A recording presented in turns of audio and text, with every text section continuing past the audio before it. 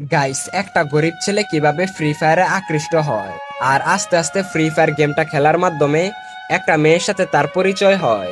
আর সেই মেয়েটা ছেলেটার সাথে প্রতারণা করে। আর সেই গরিব ছেলেটা কি মেয়েটার উপর প্রতারণার বদলা নিতে পেরেছিল? এমন প্রতারণার গল্প হয়তো তুমি কখনোই শুনোনি। ভিডিওটা শেষ পর্যন্ত দেখতে থাকো, কারণ এই ভিডিওটা দেখার পর তুমি অনেকটা ইমোশনাল হয়ে যাবে। তো চলো আর বেশি পেঁচাল না পেরে আজকের গল্পটি শুরু করি। ঢাকার এক জায়গায় চারদিকে লোহার কাটায় ঘেরা এক বস্তি। এখানেই জন্ম নিয়েছিল রায়হান। ঘরটা ছিল অনেক ছোট, মাথার উপর টিনের চাল। বর্ষায় বৃষ্টি পড়লে যেন টিনের চালের উপরে ঢেউ ওঠে। রায়হানের বাবা মারা গেছেন যখন সে মাত্র 5 বছরের। মা সালমা বেগম গার্মেন্টসে কাজ করেন। সকালে 7টায় বের হন, ফিরেন রাত 9টায়। মুখে সবসময় হাসি, কিন্তু চোখের মধ্যে চেপে রাখা ক্লান্তির ছাপ, যা রায়হানকে কখনোই বুঝতে দেয় না। রায়হানের স্কুলে যাওয়া বন্ধ হয়েছে 2 বছর হলো। বই কিনতে পারে না, ইউনিফর্মও ছিঁড়ে গেছে। একদিন স্কুলের প্রধান শিক্ষক বলেছিলেন, তোর মাকে বলিস স্কুলে আসতে, আগের ফিস এখনো জমা দেওয়া হয়নি, নয়তো তুই আর স্কুলে আসিস না। তারপর থেকে রায়হান লজ্জায় আর কখনোই স্কুলে যায়নি। বন্ধু বলতে কেউ ছিল না। পাড়ার অন্য বাচ্চারা ব্যস্ত ক্রিকেট, ফুটবল কিংবা বাজি খেলা নিয়ে মারামারি করতে, কিন্তু রায়হান এসবের মধ্যে ছিল না। সে বাসার এক কোনায় সবসময় চুপচাপ করে বসে থাকতো। তবে তার একটা পুরনো ভাঙা মোবাইল ছিল, যেটা তার মা একটা ঈদে অনেক কষ্ট করে কিনে দিয়েছিল। সেই মোবাইলে সে ইনস্টল করেছিল একমাত্র গেম ফ্রি ফায়ার। প্রথম দিকে কিছুই বুঝতো না। তার অ্যাকাউন্টটাও ছিল গেস্ট আইডি দিয়ে খোলা। র্যাঙ্কে নামলেই ওরা দৌড়া এনিমির মার খেত আর হারতো। কিন্তু ধীরে ধীরে ফ্রি ফায়ার গেমটা কিভাবে খেলতে হয় তা নিয়ে তার মধ্যে একটা ধারণা চলে আসে। রাত 12টায় মা ঘুমিয়ে গেলে সে ইয়ারফোন কানে লাগিয়ে গেম খেলতো আর সারা রাত র্যাঙ্ক পুশ করতো। সকাল 5টায় ঘুমাতো, চোখগুলো একেবারে লাল হয়ে যেত, তবুও তার হাত থামতো না। এভাবেই তার দিনকাল চলতে থাকে। কিন্তু একদিন হঠাৎ সে 12 কিল করে বুয়া নিল। স্ক্রিনে উজ্জ্বল হয়ে উঠল বুয়া লেখাটি। সে মাথা উঁচু করে নিজেকেই বলল, আমিও পারি ম্যাচ বুয়া করতে। বস, গল্পটা তো মাত্র শুরু হলো। রায়হানের জীবনে একটা মেয়ে আসার পর কি কি হয় আর তার পরিণতি কি হয়, সেসব জানলে তুমি কান্নায় ভেঙে পড়বে। মার্চ মাস, গরমে টিনের গর্জন আগুনে ফিরে যাচ্ছিল। রাত 12টা, সবার আলো নিভে গেছে। শুধু রায়হানের চোখ জলমল করতেছিল ফ্রি ফায়ার গেমটা খেলার জন্য। প্রতিদিনের মতো সে আজকেও বিয়ার র্যাঙ্ক ম্যাচ স্টার্ট করে। তার ভাগ্য এতটাই ভালো ছিল যে তার ম্যাচের মধ্যে একটা মেয়ে পড়ে গিয়েছিল। মেয়েটির নাম ছিল কুইন আলিশা। রায়হান প্রথমে ভাবছিল হয়তো কোনো ছেলে হবে, মেয়েদের নাম নিয়ে ফাইজলামি করছে। তাই সে কথাবার্তা না বলেই সে তার মতো করে গেমটা খেলতে থাকে। কিন্তু একটা পর্যায়ে মেয়েটি বলল, ভাইয়া আমাকে একটু কাবার দাও প্লিজ, আমি রাশ করতে পারি না। মেয়েটির গলার সুর এতটাই নরম আর সুন্দর ছিল যেন মনে হচ্ছিল কেউ গান গাইছে। তখন রায়হান বলে, আমি আসি তো। রায়হান মাথা নিচু করে মুচকি হাসলো।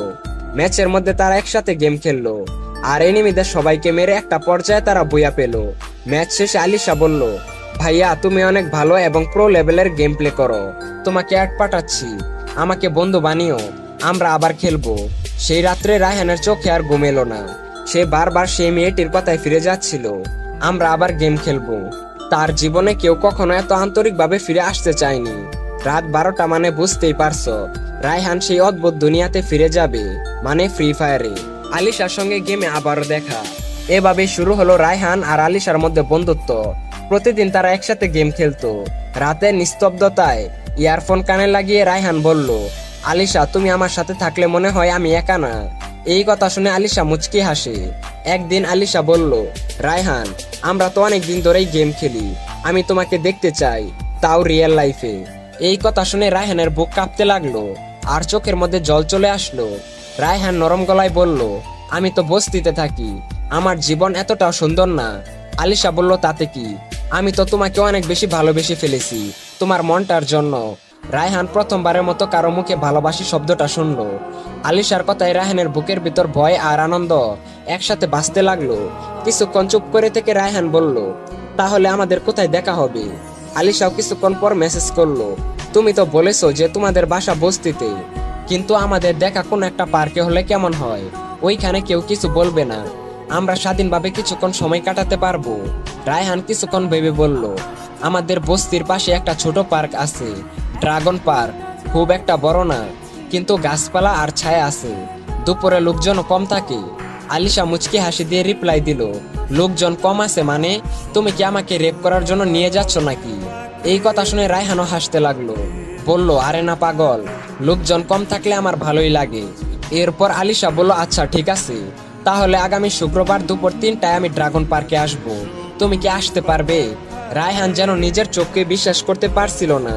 রায়হান বলল, হ্যাঁ অবশ্যই আসব, কিন্তু আমি যদি তোমার সামনে লজ্জা পাই?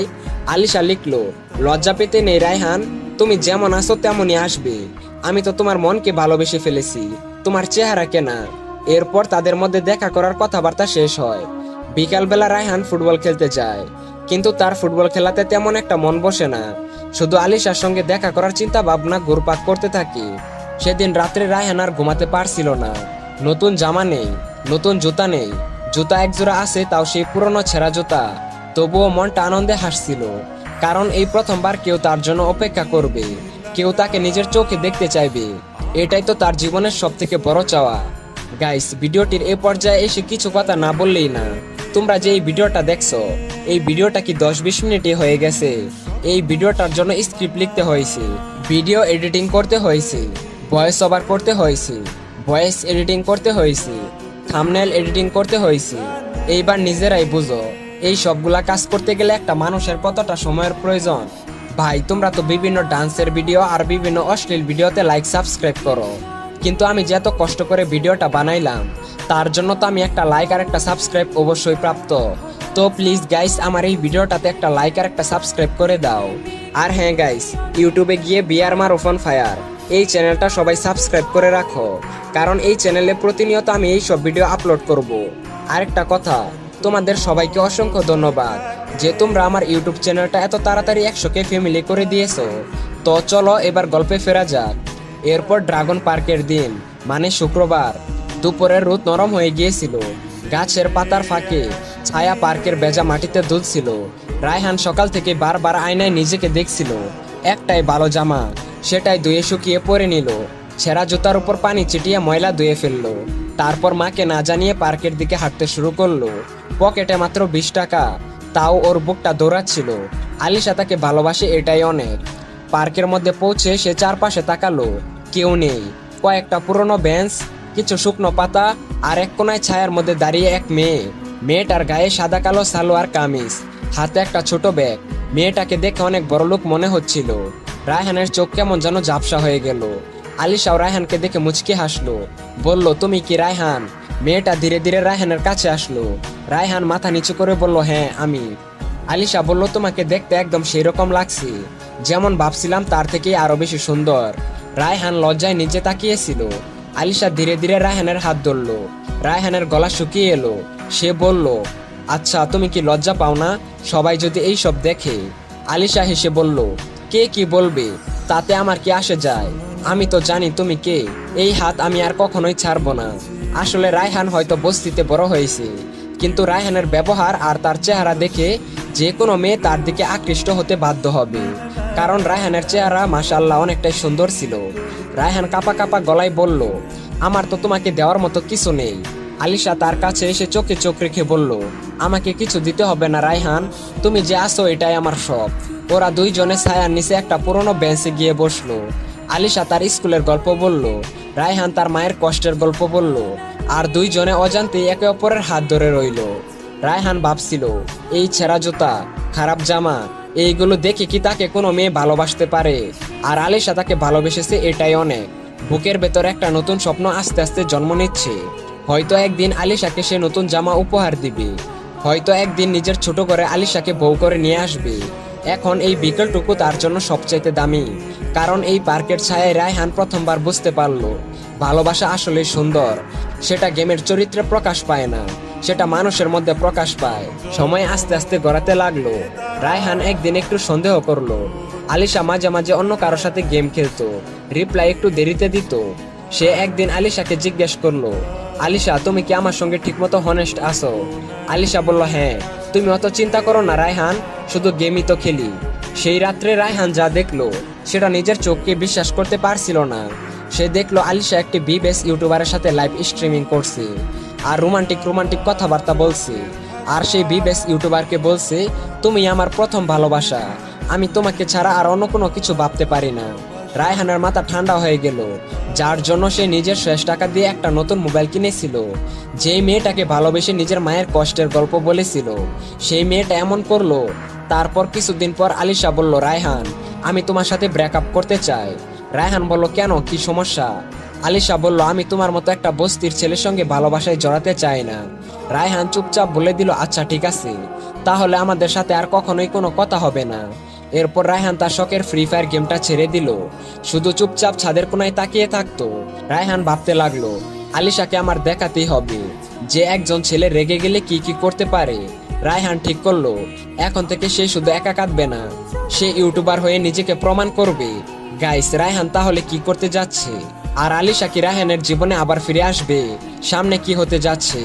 এই সমস্ত কিছু জানতে হলে চ্যানেলটা লাইক এবং সাবস্ক্রাইব করে পার্ট 2 লিখে কমেন্ট করো। আর এই ভিডিওটা তোমাদের কেমন লাগলো তা অবশ্যই কমেন্ট করে জানিও। দেখা হচ্ছে অন্য কোনো ভিডিওতে। টেক কেয়ার, বাই বাই, আল্লাহ হাফেজ।